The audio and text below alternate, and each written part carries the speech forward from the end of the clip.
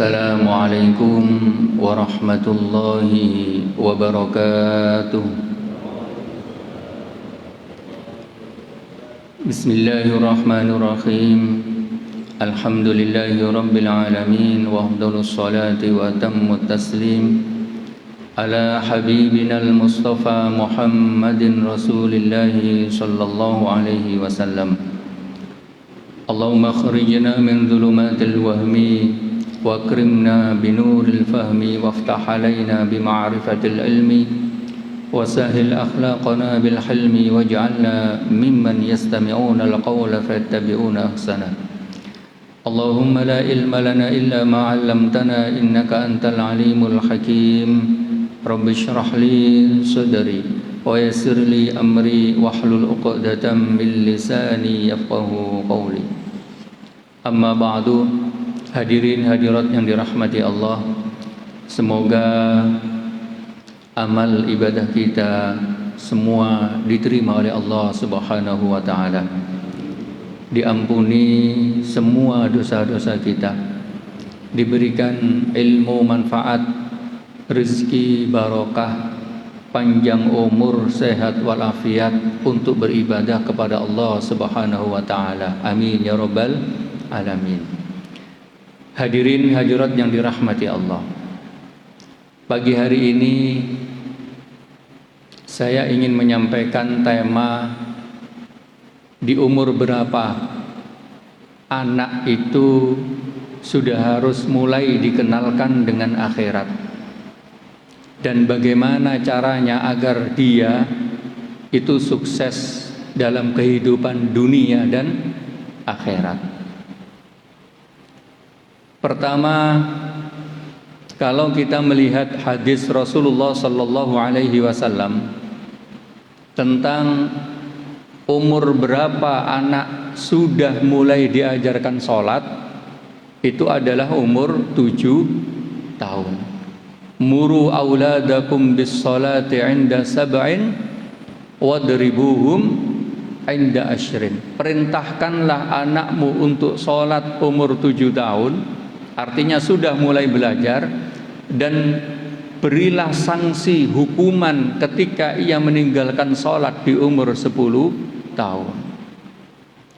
Konsep ibadah itu tidak boleh dilepaskan dengan akhirat. Kalau kita mengajarkan sholat, maka kita juga mengkaitkan dengan kehidupan akhirat. Kalau kita mengajarkan zikir, Astaghfirullahaladzim, La ilaha illallah, kaitkan dengan kehidupan akhirat. Nanti saya bahas ibadah yang dikaitkan dengan dunia.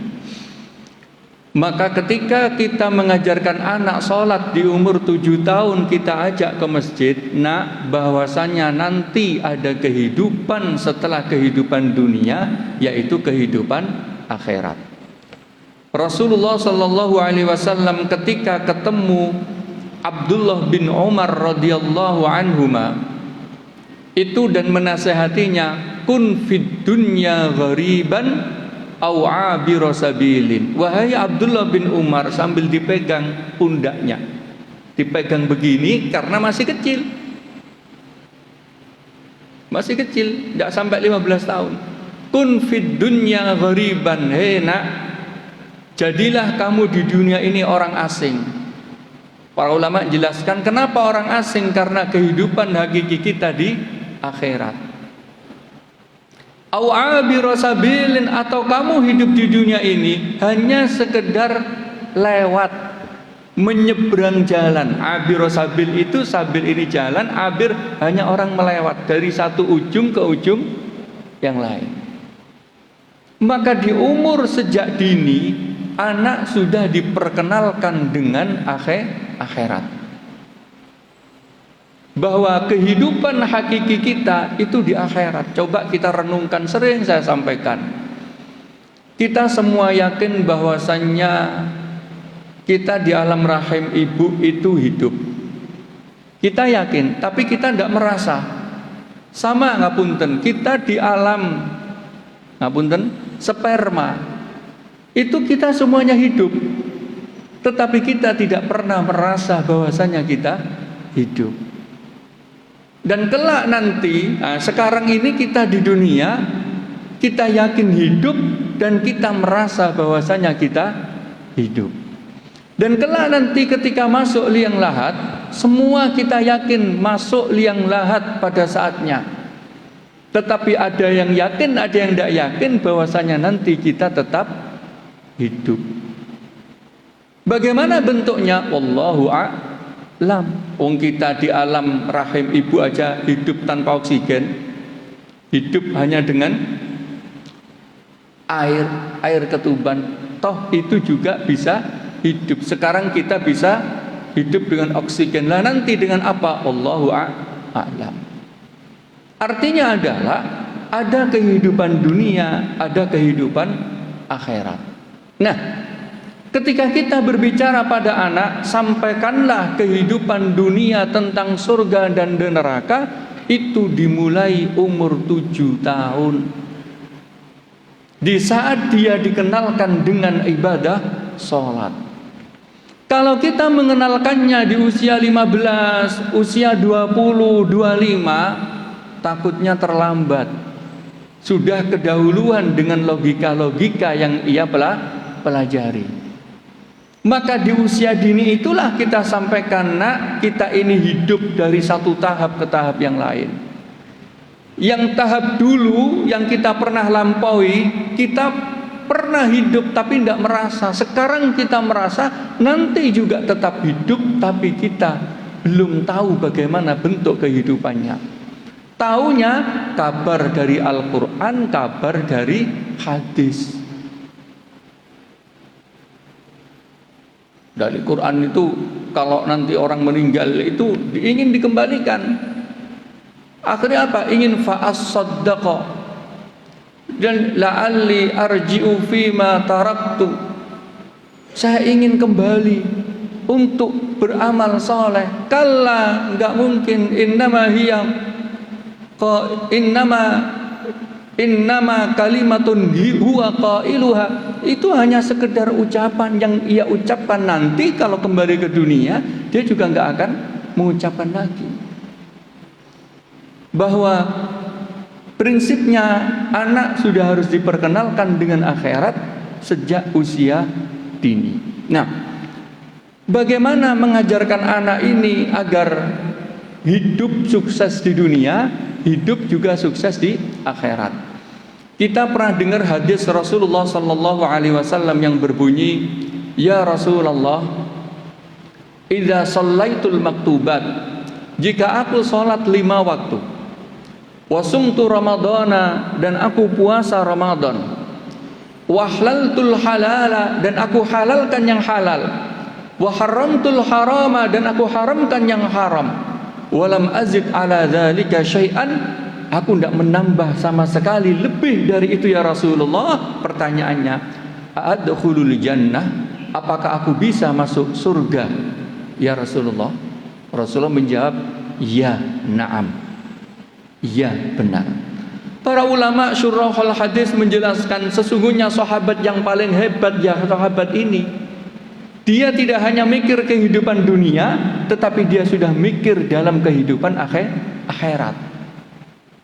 Di dalam hadis yang lain disebutkan, qala Rasulullah sallallahu alaihi wasallam, al-kayyisu man dana nafsahu wa amila lima ba'dal maut. Orang yang cerdas adalah orang yang selalu menghutangi dirinya. Menghutangi dirinya itu maksudnya selalu mengintrospeksi dirinya. Kalau aku hidup di hari itu, maka aku harus beribadah baik, harus mendapatkan amal baik, harus mendekatkan diri pada Allah. Itu namanya introspeksi. Kalau sampai jatuh ke lubang maksiat, aku harus tobat. Ke lubang maksiat harus tobat, segera tobat. Wa amila lima ba'dal maut, dan ia beramal untuk kepentingan akhirat. Itulah definisi cerdas menurut Rasulullah sallallahu alaihi wasallam. Coba kita lihat. Faktanya manusia itu ada 4. 1, tidak pernah mikir akhirat sama sekali. Pokoknya kejar dunia sana sini, kumpulin harta. Yang kedua, golongan manusia tahu nanti sudah ada akhirat, tapi dia masih maksiat dan menunda-nunda. Oh, nanti aja taubat, masih ada waktu. Yang golongan ketiga, kita berlindung kepada Allah dari golongan ini, golongan ahli ibadah, sholat jamaah, puasa Ramadan, selalu mendekatkan diri pada Allah, tapi terlalu yakin bahwasanya dia akan masuk surga. Terlalu yakin ini juga tidak diperkenankan. Golongan yang aman adalah yang ketiga, golongan ahli ibadah, ahli sedekah, ahli mendekatkan diri pada Allah, tetapi dia rojak, berharap-harap, cemas, ya Allah, semoga amal ibadah yang kulakukan ini diterima oleh Allah Subhanahu wa ta'ala. Masih berharap-harap, cemas, jangan-jangan ibadah saya riya, ya Allah, jangan-jangan ibadah saya sombong, ya Allah, jangan-jangan ibadah saya karena dunia, ya Allah. Ya Allah, terimalah amal ibadah kita. Maka ngapunten, setiap kali setelah ibadah kita disunahkan berdoa. Ucapannya Allahumma taqabbal. Makanya kalau di Arab itu kalau salaman habis sholat itu ada yang salaman juga. Itu ucapannya apa? Taqabbal.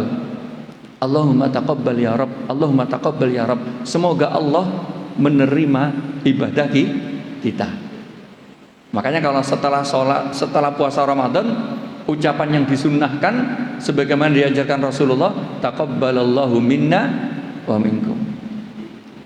Setelah sedekah, setelah ngaji, setelah beramal soleh yang lainnya, disunahkan, ya Allah, terimalah amal ibadah ini sebagai catatan pahala kelak di akhirat. Maka orang yang cerdas adalah orang yang mempersiapkan diri untuk kehidupan dia di akhirat. Nah, di dalam hadis tadi yang disebutkan, ya Rasulullah, saya hanya sholat dan puasa, kemudian saya menghalalkan yang halal, mengharamkan yang haram, apakah aku bisa masuk surga? Iya, kamu bisa masuk surga. Surga di sini ada ulama yang memberikan arti surga di dunia dan juga surga di akhirat. Apa surga di dunia? Hidupnya tenang, hidupnya dicukupi oleh Allah Subhanahu wa ta'ala. Konsepnya adalah kan begini, yang dijelaskan para ulama. Kalau kita ingin sukses hidup dunia dan akhirat, pastikan ibadah kita memang ibadah karena Allah Subhanahu wa ta'ala. Salat kita karena Allah, puasa kita karena Allah, zikir kita karena Allah. Ibadah kita tidak dieksploitasi untuk kepentingan dunia. Kalau kita ingin sukses dunia, kerja yang keras, belajar yang sungguh-sungguh, penuhi akad-akad perjanjian itu dengan maksimal. Ngapunten, yang terjadi di masyarakat kita, kalau ingin sukses, yang didahulukan wiridannya, yang didahulukan sholatnya, yang didahulukan puasanya. Apakah ini salah? Tidak salah.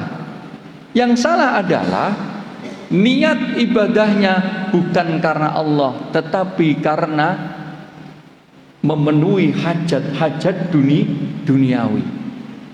Ustadz, apakah tidak boleh ibadah itu untuk ibadah wajib karena Allah, lillahi ta'ala.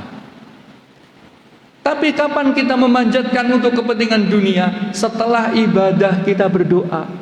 Di dalam ibadah kita berdoa kayak tadi kita sholat. Sholat itu wajib lillahi ta'ala. Tetapi di dalam ibadah ada bacaan kunut, boleh memanjatkan kepentingan dunia. Ada sujud. Sujud itu tidak hanya membaca subhana rabbiyal a'la, itu paket minimal. Paket lengkapnya bisa berdoa sebagaimana yang kita inginkan. Maka ibadah wajib karena Allah, tetapi doa boleh untuk kepentingan dunia dan akhirat. Konsepnya kan ngeten ngapunten.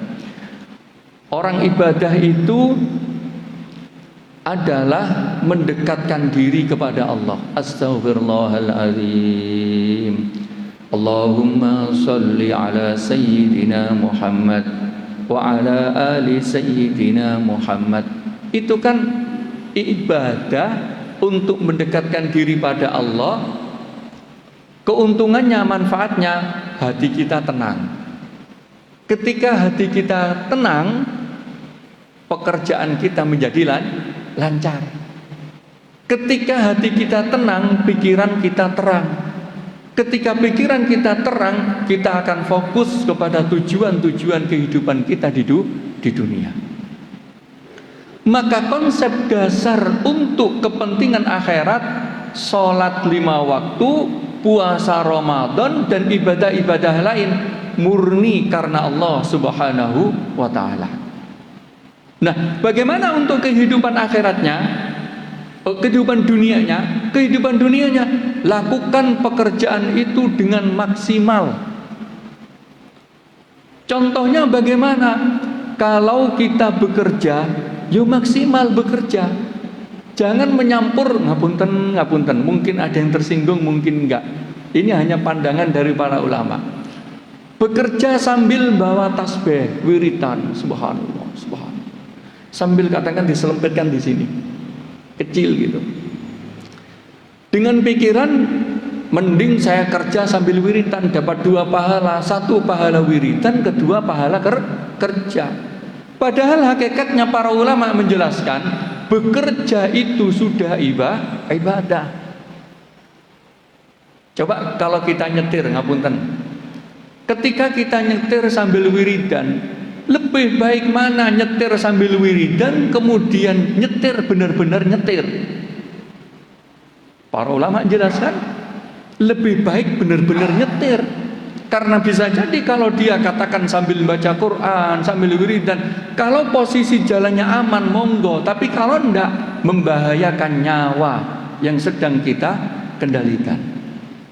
Maka kalau sedang bekerja, fokus dalam pekerjaan murni, menuntaskan pekerjaan. Maka kemudian ada di dalam ayat, ya ayyuhalladzina amanu aufu bil uqud, wahai orang-orang yang beriman, penuhilah janji-janjimu. Syekh Muhammad Said Ramadan Al-Buti mencontohkan begini.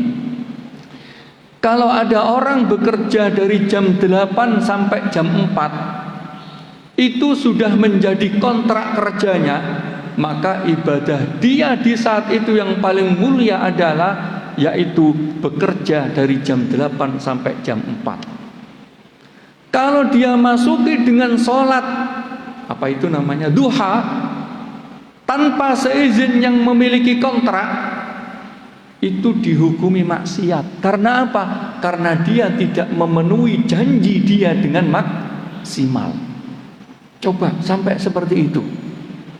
Kenapa? Sholat duha itu sunnah, sementara memenuhi janji hukumnya wajib. Maka kalau bekerja harus totalitas bekerja untuk menuntaskan akadnya. Kalau menjadi pegawai, totalitas menjadi pegawai. Kalau jadi pedagang, totalitas menjadi pedagang. Kalau ingin menjadi pengusaha, totalitas menjadi pengusaha. Di mana unsur akhiratnya? Sesungguhnya ia yang sedang bekerja untuk memenuhi kebutuhan halal keluarganya, itu hakikatnya sudah ibadah untuk akhirat. Jadi biar tidak dicampur-campur antara ini bekerja lalu dicampur dengan ibadah. Memang ini kontroversial. Tetapi kalau dipikir-pikir, ya ada benarnya. Benarnya apa? Dia kan sedang kontrak kerja dengan orang lain, maka dia harus memenuhi kontraknya dengan sungguh-sungguh. Harus dengan sungguh-sungguh. Kenapa demikian? Karena kalau dia tidak memenuhi kontraknya, maka ada potensi harta syubhat yang masuk di dalam hamba yang sedang bekerja ini.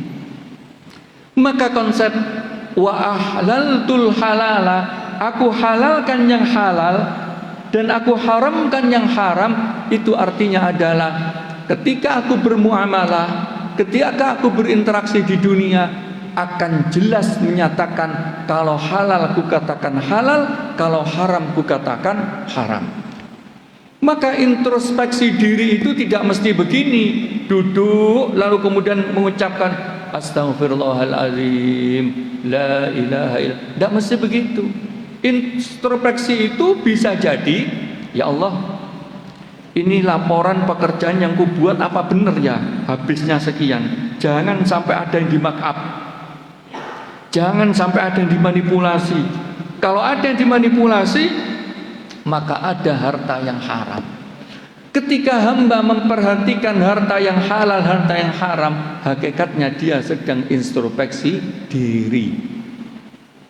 Coba kita lihat di dalam surat apa ini? Al-Mutaffifin. Wailul lil mutaffifin, celakalah orang-orang yang menimbang. Orang yang menimbang bagaimana? Alladzina idza talu 'alan nasi yastawfun. Kalau dia menimbangkan barang, dia pengen penuh. Wa idza kaluhum aw wazanuhum yukhsirun. Kalau dia menimbangkan untuk orang lain, dia kurangi. Jadi kalau dia menimbang, dia pengen penuh. Tapi kalau dia menimbangkan orang lain, dia kurangi. Ala yazunnu ulaika annahum mab'utsun. Tidakkah mereka itu ingat bahwasanya nanti akan dibangkitkan? Liyaumin azim, pada hari yang agung. Yauma yaqumun nasu lirabbil alamin, pada hari orang-orang semua berhadapan di hadapan Allah. Artinya ngeten kan? Jual beli. Hanya jual beli, saya terima, ukurannya pas atau enggak pas, ayat setelahnya, hati-hati kalau kamu jual beli. Kalau ukurannya enggak pas, nanti ada barang yang haram, minimal ada barang yang syubhat. Kalau ada yang syubhat, enggak ingatkah kamu, nanti itu kamu semua akan dibangkitkan di hari yang agung. Semua orang kita ini akan berhadapan dengan Allah Subhanahu wa ta'ala. Artinya ketika kita muamalah, wajib terang halalnya, kalau haram wajib terang haramnya.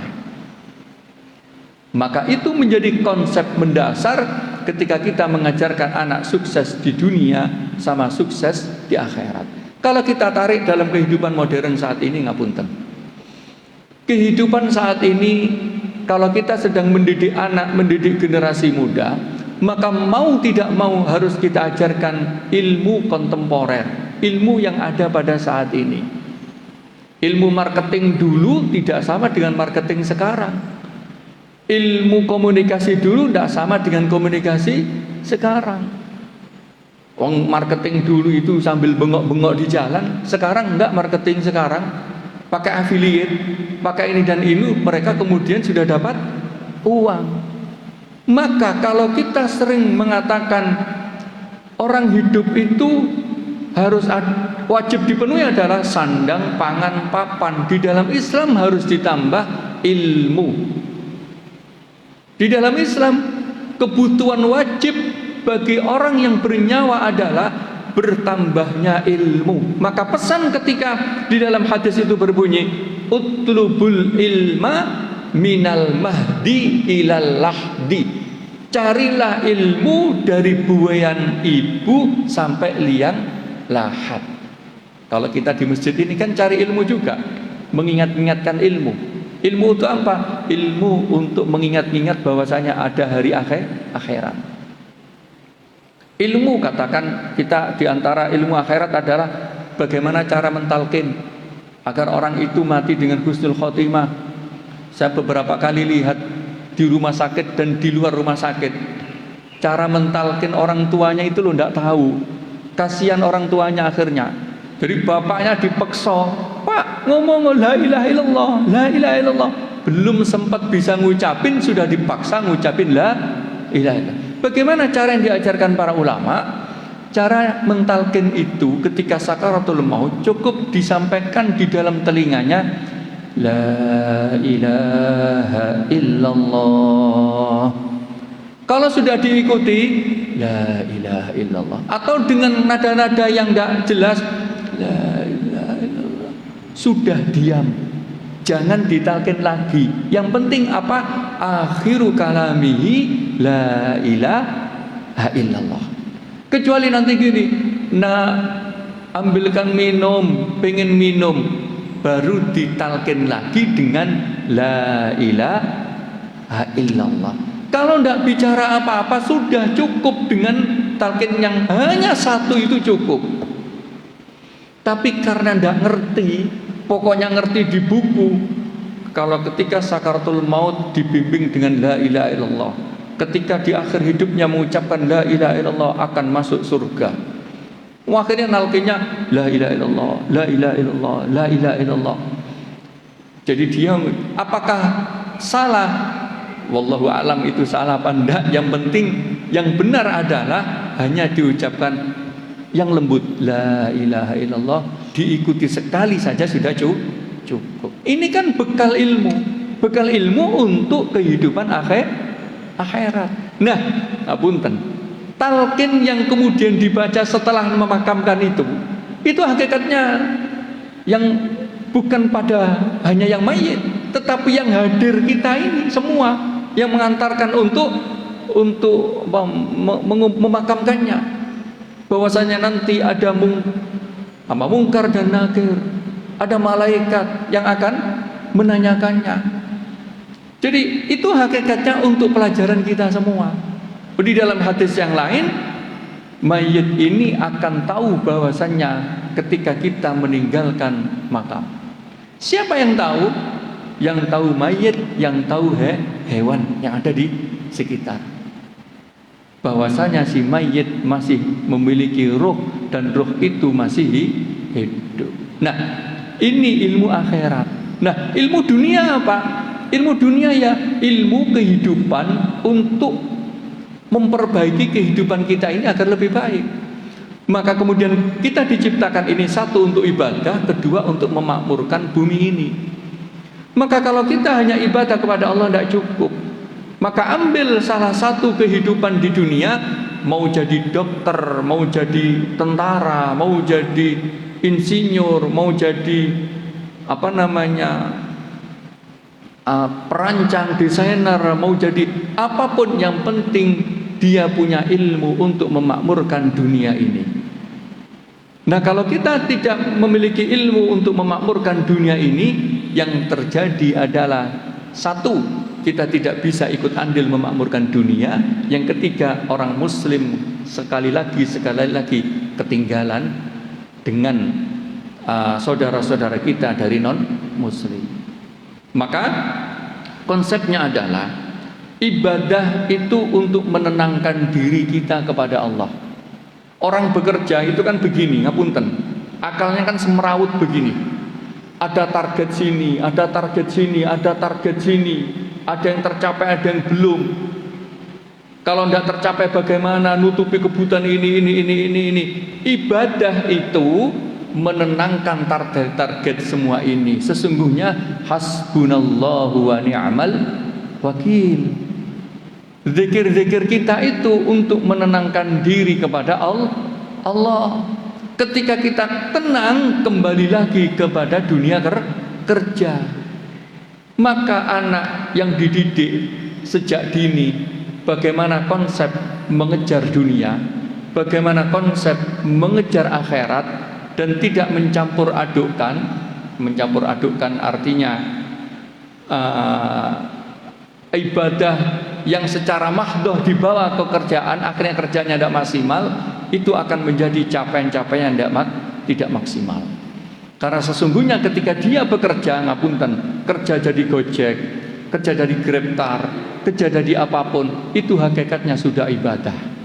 Maka ada hadis yang berbunyi, ada dosa yang tidak bisa dihapus dengan sholat, dengan puasa, dengan zakat, yaitu dosa yang hanya bisa dihapus dengan rasa payah dan capek dalam bekerja. Jadi hunaka dzunubun la yaghfirullahu subhanahu wa ta'ala bis salati was siyami waz zakati wa ma hiya ya Rasulullah al-humumu fi talabil ma'isyah, yaitu rasa capek dan payah di dalam bekerja. Maka coba kita kembali kepada Rasulullah. Rasulullah ketika bekerja murni bekerja, tidak menggunakan ngapunten, tidak menggunakan, kalau dalam bahasa orang kita, menggunakan sihir-sihir, murni bekerja, mengandalkan kejujuran dan ketekunan. Ketika berperang, murni berperang, tidak mengandalkan kanuragan. Tekad kuat iman karena Allah, berjuang untuk menegakkan kalimat Allah, tidak menggunakan kanuragan. Ketika di perang Uhud, ya tanggal giginya, ya sobek ketika kena pedang. Artinya sosok sehebat Rasulullah Sallallahu Alaihi Wasallam saja tetap melakukan ikhtiar zahir, tetapi juga tidak menyampingkan ikhtiar batin dalam bentuk ibadah dan doa. Maka kalau kita mengajarkan konsep itu, anak sejak dini kita kenalkan dengan kehidupan akhirat, bahwasanya anak, seluruh amal ibadah kita ini, seluruh perbuatan kita ini akan ditimbang salah dan benarnya. Maka selalu pertimbangkan perbuatan ini halal dan haramnya. Kalau kamu ingin memenuhi kehidupan dunia nak, fansab. Fa idza faraghta fansab. Jika kamu setelah selesai ibadah, fansab, tegaklah untuk mencari dunia. Ketika kamu benar-benar mencari dunia, tegakkan halal haram. Kalau kamu janji jam 4 barang terkirim, harus jam 4 barang terkirim. Kadang kita ini mikirnya kan gini, enggak, nanti kalau saya ngirimnya jam itu, wah, saya sholat asar aja dulu di masjid. Kalau dia sholat asar dan tepat bisa menepati tepat jam 4 nyampe, ya enggak apa-apa. Tapi yang enggak boleh adalah dia sholat asar dulu, lalu kemudian barangnya nyampe jam 5 padahal janjinya jam 4. Sholat asar juga waktunya muasa, paling tidak antara jam 3 sampai jam 6. Di sini setengah 3 sampai setengah 6. Nah, hal-hal yang semacam ini kadang kita masih merancukan, menggabungkan, seakan-akan ibadah itu hanya ibadah mahadah. Padahal bekerja yang sungguh-sungguh, yang benar-benar untuk memenuhi kebutuhan dunia, itu juga bagian dari ibadah. Okay. Ini adalah konsep dari hadis yang tadi. Ya Allah, jika aku sholat 5 waktu, puasa Ramadan, dan aku pastikan yang halal itu halal, yang haram itu haram, apakah aku bisa masuk surga? Rasulullah menjawab, iya, kamu bisa masuk surga, baik itu surga dunia ataupun itu surga akhirat. Sehingga ternyata konsepnya, orang yang selalu menjaga kehalalan hidupnya, pasti hidupnya akan bahagia. Karena ukuran bahagia itu tidak dilihat dari jumlah harta banyak atau sedikitnya, tetapi dilihat dari kemanfaatan hidupnya.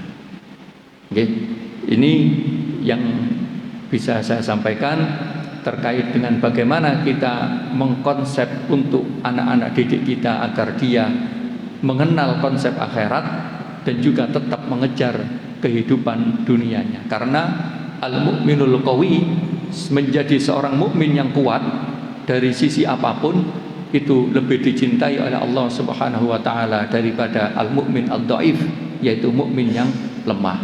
Di antara indikator mukmin yang kuat adalah ekonominya kuat. Kalau ekonominya lemah, dia akan menjadi al-mu'min ad-dhaif, dan ini tidak disarankan di dalam agama Islam. Jadi kalau perkembangan hidup kita seperti ini, ya kita penuhi dengan ilmu-ilmu kontemporer, sehingga putra kita menjadi satu, religius, dua, tidak ketinggalan di dalam kehidupan dunianya. Barangkali ada yang ingin ditanyakan, monggo. Kalau bisa saya jawab, kalau enggak saya PR-kan. Saya tanya kepada para ulama-ulama yang lainnya. Nggih.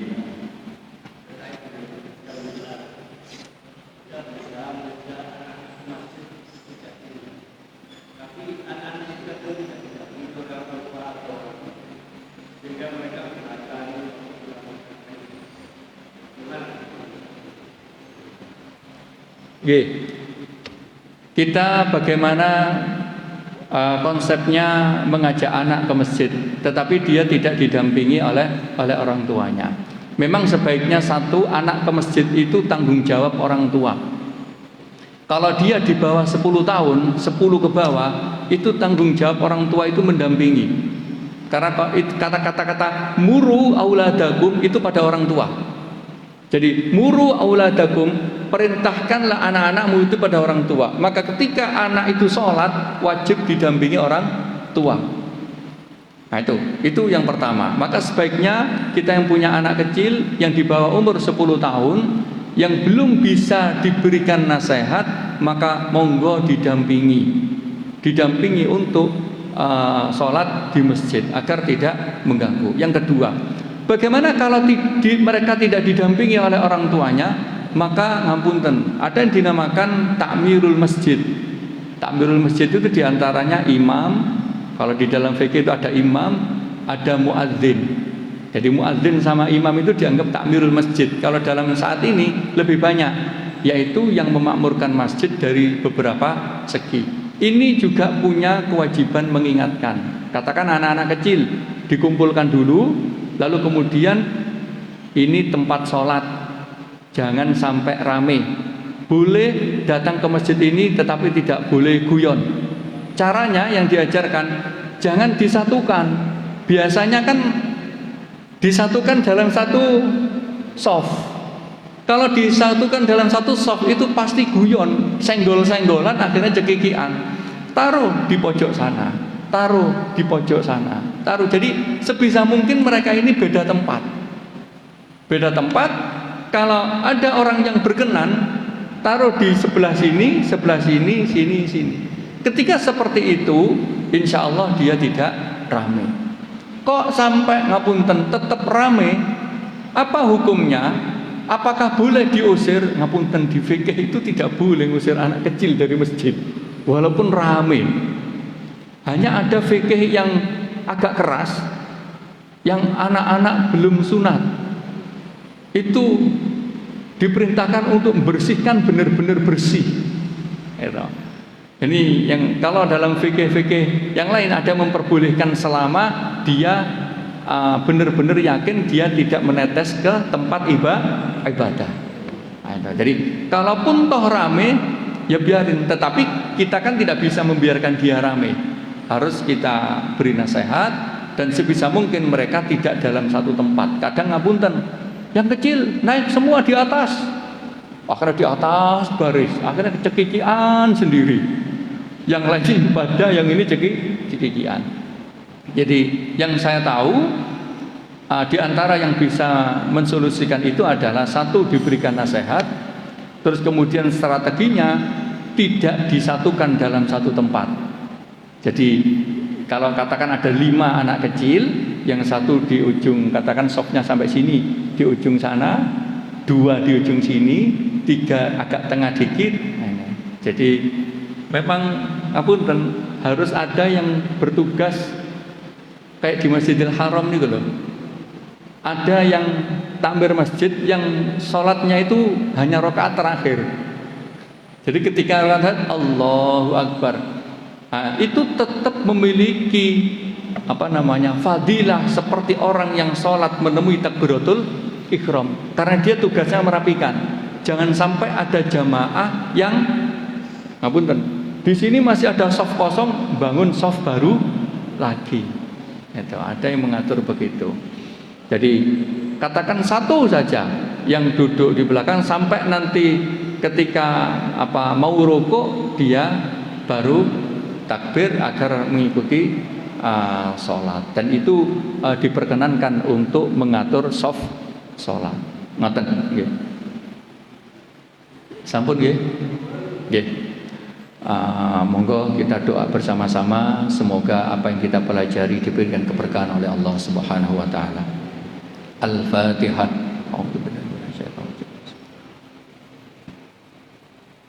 Iya, karena beliau saya. Bismillahirrahmanirrahim. Hamdan na'imin, hamdan syakirin, hamdan yafi ni'amahu wa yukafi'u mazidah. Ya Rabbana lakal hamdu kama yanbaghi li jalali wajhikal karim wa 'azimi sultanik. Allahumma shalli wa sallim wa barik ala sayyidina Muhammadin wa ala alihi wa ashabihi wa man tabi'ahum bi ihsan ila yaumiddin. Allahumma ij'al jam'ana hadza jam'an marhuma wa tafarruqana min ba'di tafarruqan ma'suma wa la taj'al fina wa la minna wa la minna syaqiyyan wa la matruda. Allahumma allimna ma yanfa'una wanfa'na bima 'allamtana wasta'udzuka wa nasta'udzuka ilma ma 'allamtana wa farduddu inna hajatina ilaihi bi rahmatika arhamar rahimin.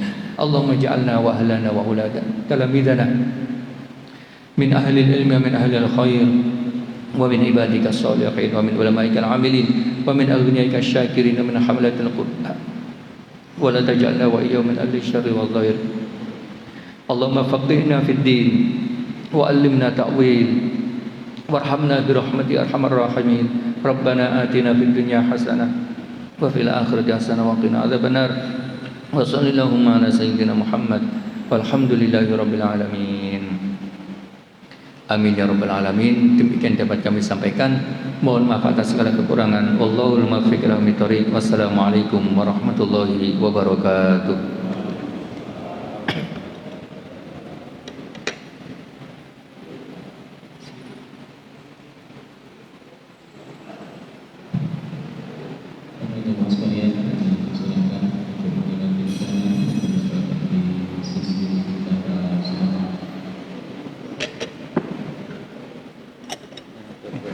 Kata. Nggih monggo. Tapi kula nyuwun pamit rumiyin mboten anu. Oh nggih, nggih. Pamit. Nggih, nggih. Sampeyan ya. Aku ono Matur suwun nggih.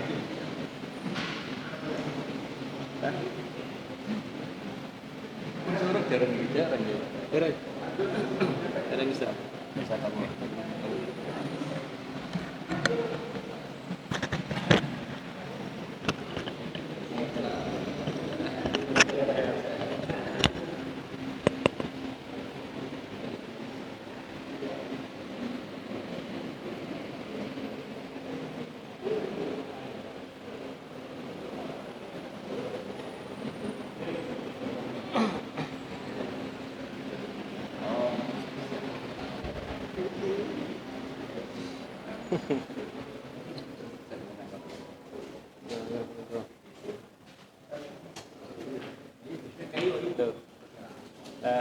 Bunti grupuke Pak Nan.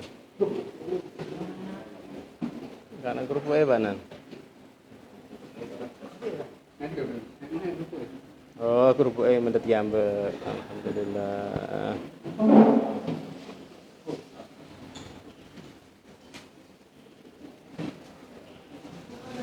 Oke, menu hari ini garingan. Alhamdulillah.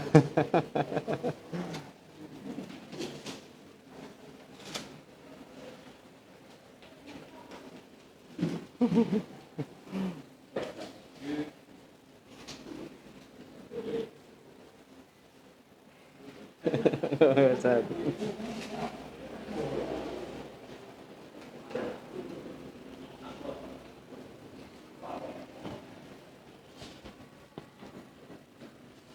Niki Pak Sam di ngale-ngale busam niku lho.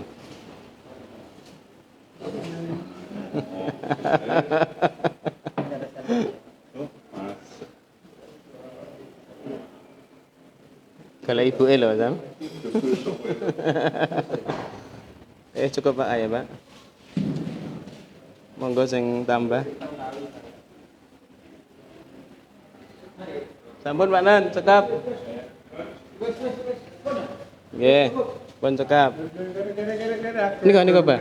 Niku kuatah niku. Nggih, Pak, monggo niki mboten apa.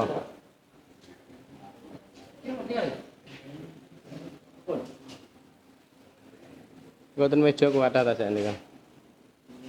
Nggih, pun sami mawon. Ten ruang mriku Ustaz.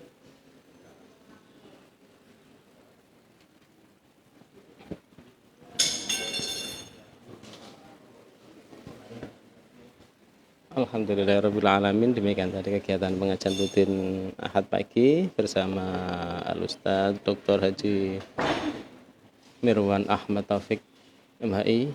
Beliau adalah dekan di Fakultas Syariah UIN Sunan Ampel Surabaya sekaligus sebagai pengasuh di Pondok Pesantren An-Nur Wonocolo Surabaya. Sampai berjumpa di pengajian selanjutnya. Assalamualaikum warahmatullahi wabarakatuh.